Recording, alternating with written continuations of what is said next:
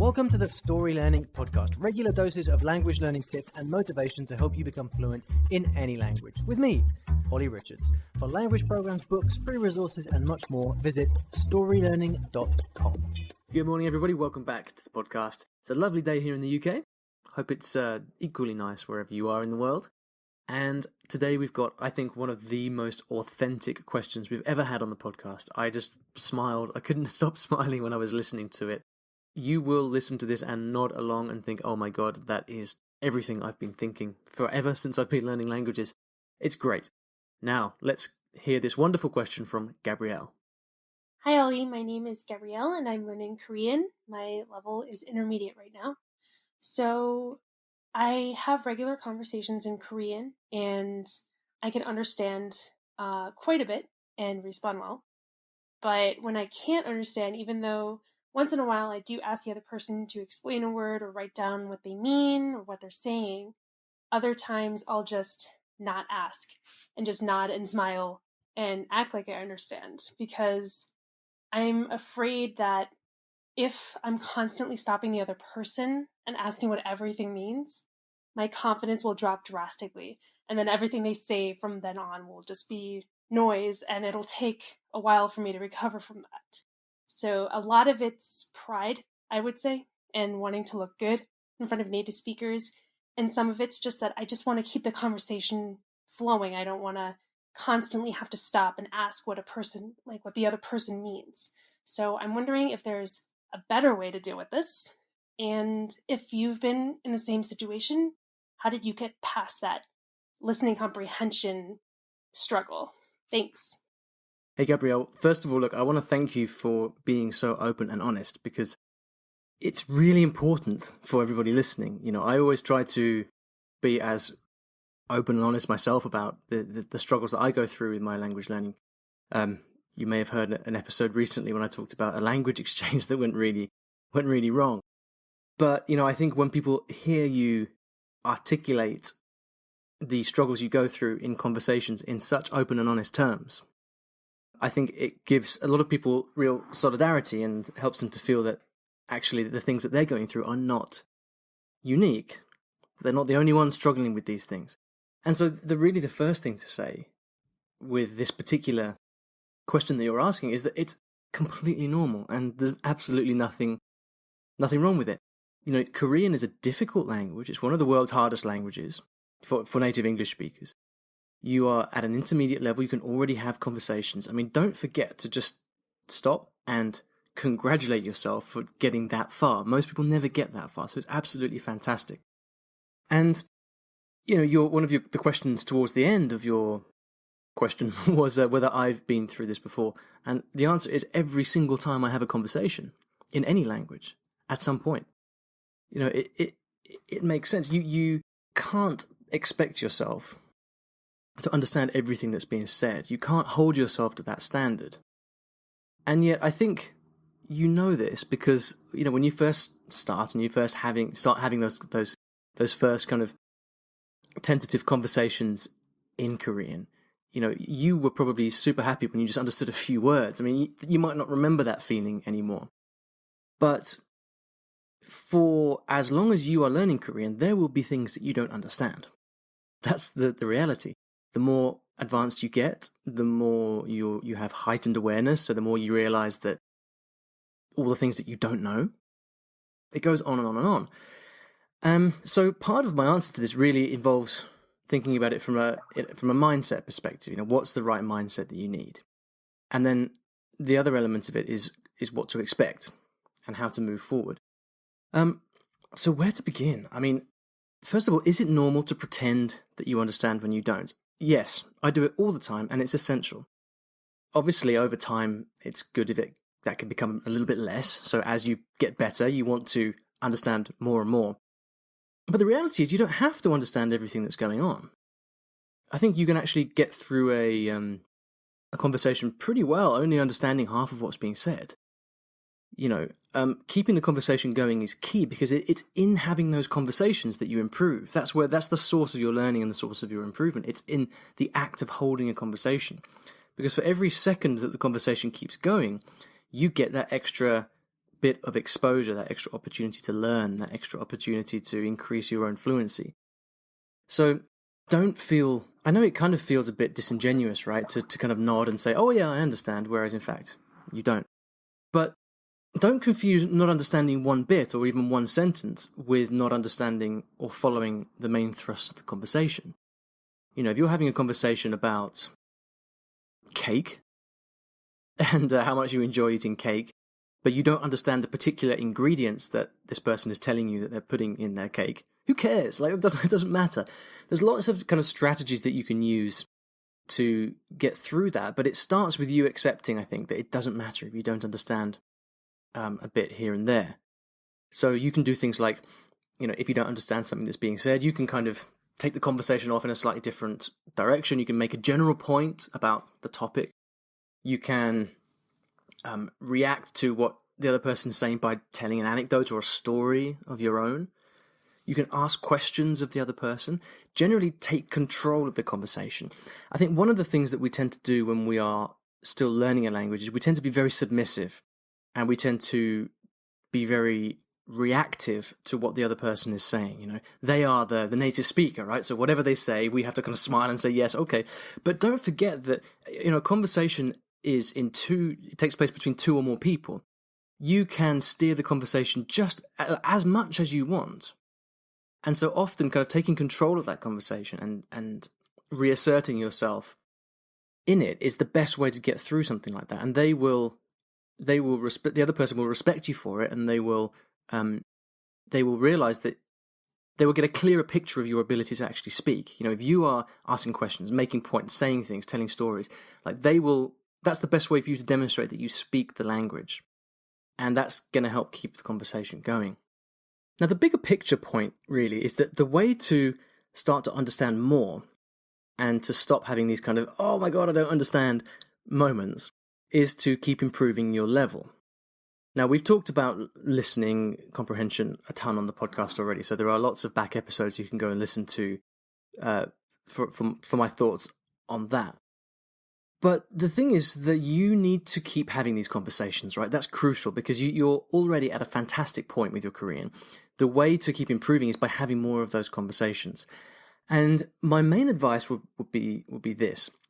When I think about my process of learning Japanese, which is quite similar to Korean, I kind of went through this long, slow, painful process of not understanding very much to eventually understanding enough to be able to have enjoyable conversations and have, chat with people without having any particular problems. And the number one thing that made that possible for me was starting to use Japanese to make friends in social situations. Because when someone cares about you or wants to be friends with you or really wants to communicate with you, they're not going to be so harsh on you when you don't understand something. They're much more likely to, very willingly repeat things or speak more slowly.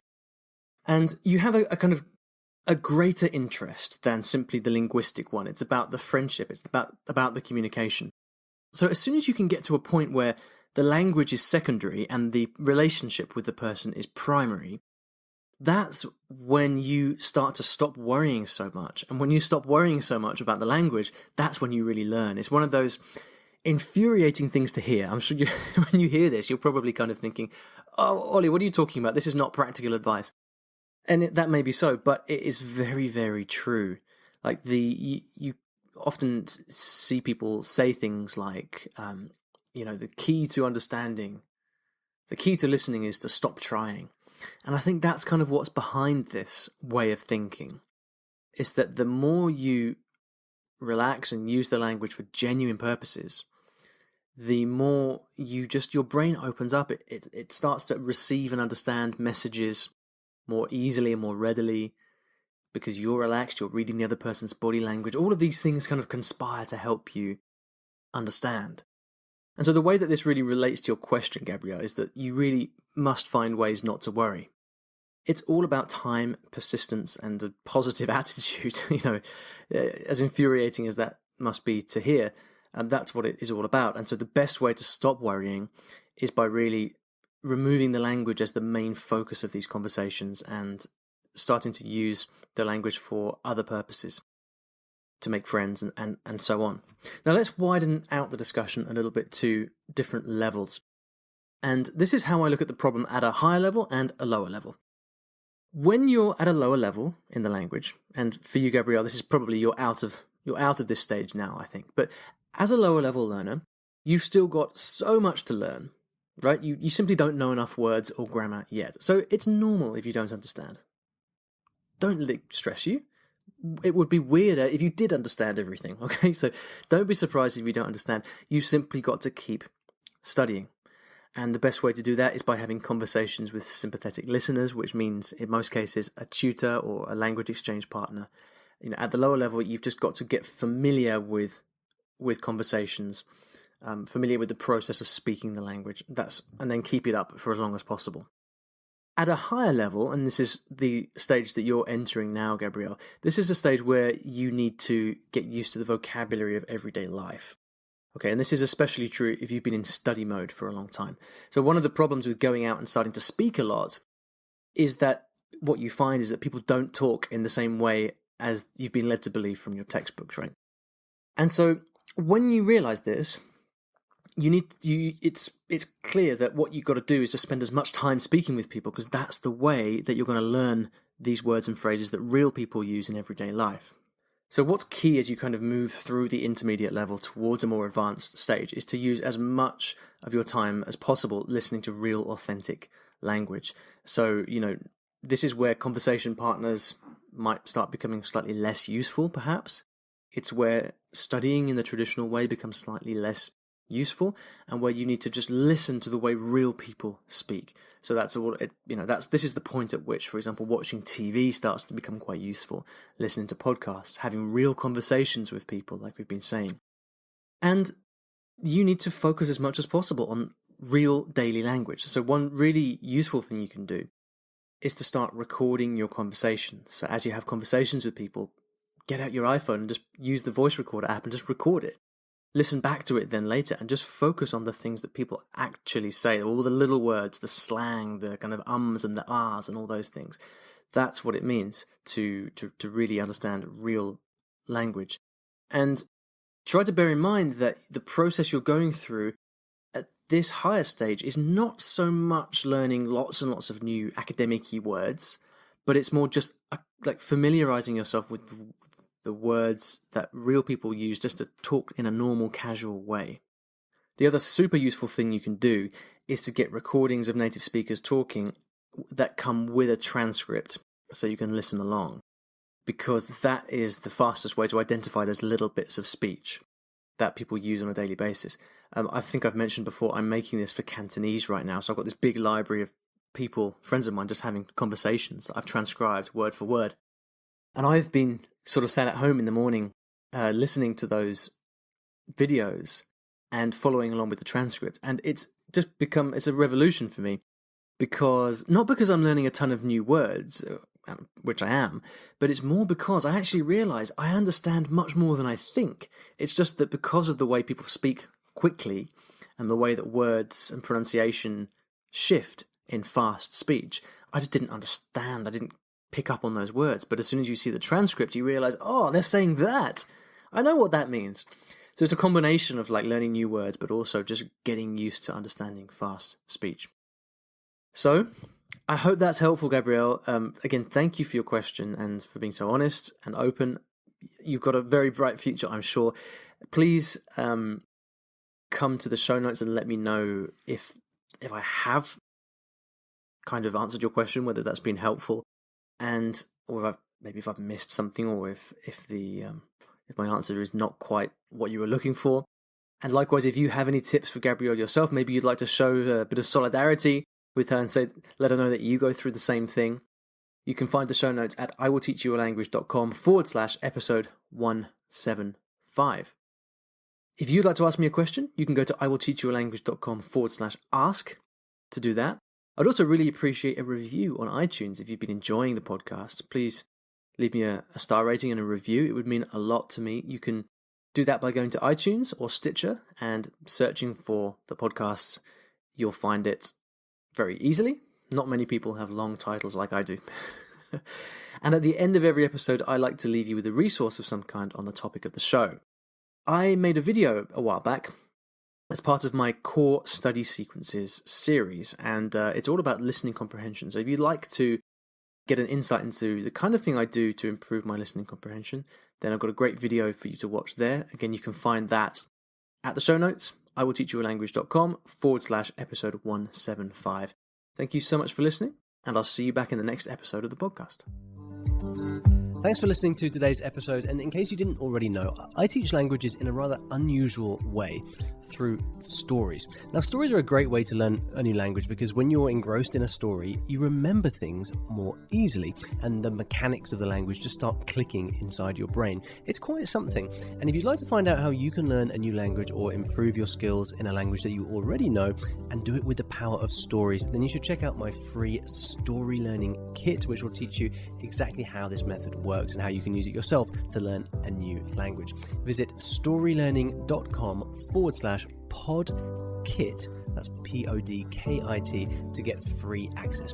Inside, you'll find explanatory videos, masterclasses, worksheets, short stories to practice with, and much, much more. Once again, that is storylearning.com/podkit, PODKIT, and if you're lucky, you might also find a link in the podcast description or show notes of this episode.